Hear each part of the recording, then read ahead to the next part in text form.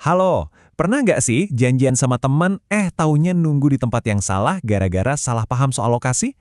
Atau mungkin Anda lagi semangat-semangatnya ngerjain tugas, ternyata instruksinya salah tangkap? Situasi kayak gitu sering banget kejadian kan?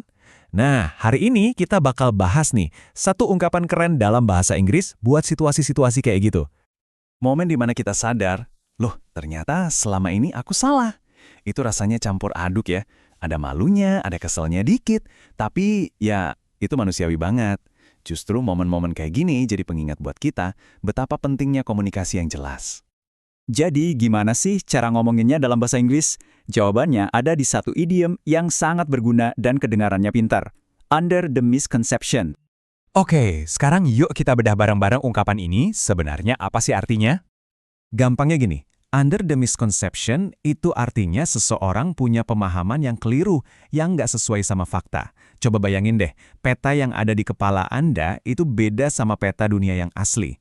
Nah, Anda itu berarti lagi berada di bawah sebuah persepsi yang salah. Itulah inti dari ungkapan ini. Terus gimana ceritanya kesalahpahaman itu bisa terjadi? Umumnya sih ada dua penyebab utama. Bisa jadi karena kita emang dapat info yang salah dari awal, atau informasinya sih benar, tapi cara kita nangkepnya yang kurang pas. Dua-duanya sama-sama bisa bikin peta di kepala kita jadi nggak akurat. Nah, ini nih poin yang penting banget. Kalau kita bilang seseorang under the misconception, itu bukan berarti kita nuduh dia nggak pintar atau nggak mampu. Sama sekali bukan. Ini tuh cara yang lebih halus buat bilang kalau ada persepsi yang keliru. Fokusnya bukan ke orangnya, tapi ke pemahamannya. Beda tipis, tapi krusial banget dalam komunikasi. Iya kan? Oke, teorinya udah cukup jelas ya. Sekarang kita lihat gimana cara pakai ungkapan ini dalam kalimat sehari-hari. Misalkan ada situasi di kantor.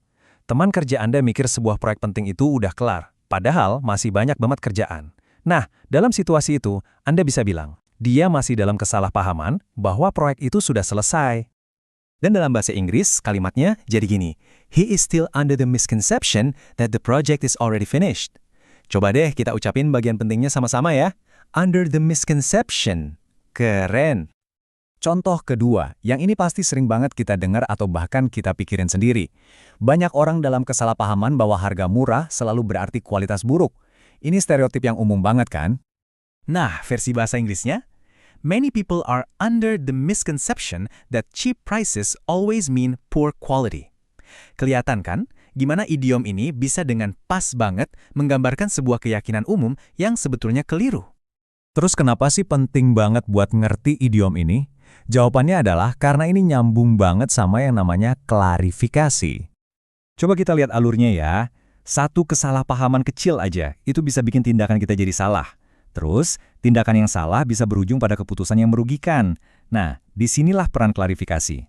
Klarifikasi itu kayak rambu putar balik pas kita salah jalan. Fungsinya, ya, mencegah kita melaju lebih jauh ke arah yang salah. Anggap aja ungkapan under the misconception ini kayak lampu peringatan di mobil. Waktu lampu itu nyala, itu artinya ada sinyal, waduh, ada yang perlu dicek nih. Ada potensi salah paham, ayo kita ngobrol dulu. Ini tuh semacam ajakan untuk komunikasi yang lebih jernih. Oke, sebagai penutup, saya mau kasih satu pertanyaan kecil buat Anda renungkan. Coba deh pikirin sejenak, di tempat kerja, di keluarga, atau bahkan sama teman-teman, kira-kira ada nggak ya sebuah misconception atau salah paham yang mungkin selama ini Anda kira itu benar, padahal sebenarnya perlu dicek lagi, karena meluruskannya bisa jadi awal dari hubungan dan hasil yang jauh lebih baik.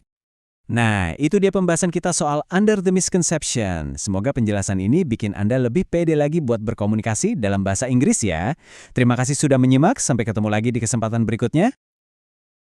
Thank you for watching this video. Hopefully useful. Don't forget to like and subscribe.